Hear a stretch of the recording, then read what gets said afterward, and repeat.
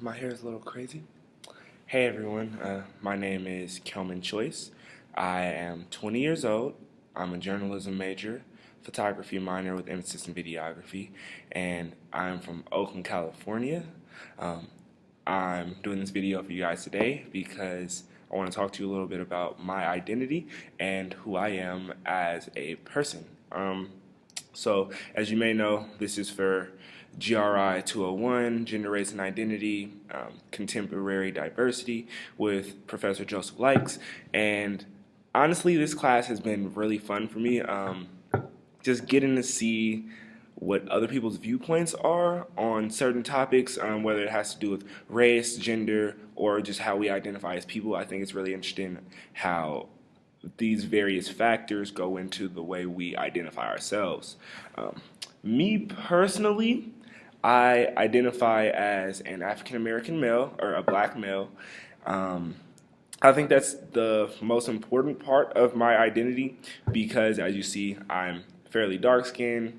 Crack jokes, laugh, go ahead. I'm fairly dark skinned, and as a child, I was always reminded that I was black. Whether it was just a joke from my lighter counterparts like my god brother Taylor, or whether I was seeing it in media, or just from growing up being around or in a diverse area as Oakland is. It's a melting pot of culture. So just seeing a lot of people who aren't like me, but also seeing a bunch of people who are like me, I think that helped me build my identity as to who I am. I am heterosexual, so yes, I do like women, and I think it isn't necessarily important to specify what someone's sexual orientation is in regards to their identity, unless that is a very vital part of them. I feel like it's not necessarily um, needed for me all the time to say that I am a straight male because I wouldn't even say 9 times out of 10, but like half the time, a man is either going to have a sexual preference towards women or men. So I feel like that's their personal business at the end of the day. And if they feel like they want to share that with you, then they could. But otherwise, they don't need to.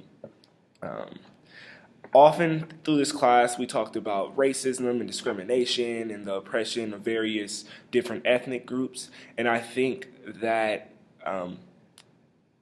oppression still exists in our country. If you guys saw my group project that I did with Thomas and West, you would know that some people believe that this is not the case and that it's just on an individual basis. However, oppression is a thing, it happens quite frequently, and discrimination happens quite frequently, and it's something that we truly need to address in this country as a society. And once we address this as a society, then maybe it won't be a personal issue anymore. But the reason I feel like racism is oh gosh, I'm so tongue tied. The reason I feel like racism still exists is because I've personally experienced it while being at this university. So one particular evening, me and my good friend DeAndre, we were going to the store.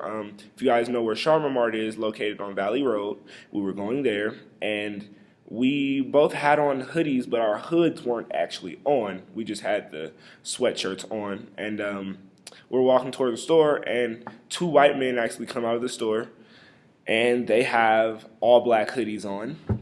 And as we walk past them, they asked us the question like, are you niggers lost?" And I kind of brushed it off. Like it went in one ear and I heard it, but I didn't really like internalize it. It didn't really matter at the moment. But as we actually got in the store, it really started to register that these men were trying to create a situation just based on the fact that me and DeAndre were black.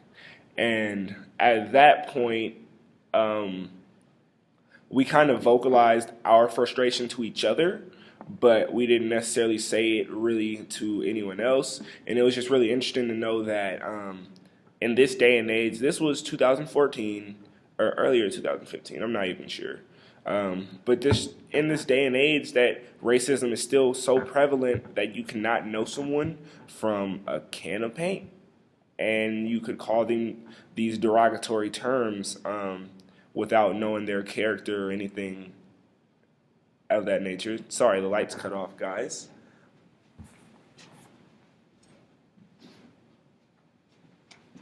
I'm back.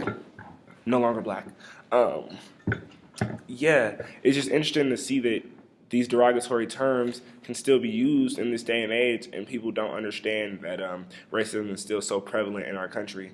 Um, Personally, I just wanted to do this little video, let you guys know, like, I really enjoyed the class. I love all of you guys. I hope that in the future we can all become really good friends and hang out, do some fun stuff, you know, break down more of these racial divides and barriers, and these gender divides and barriers, or identity divides and barriers, and hopefully we can just be one big happy family.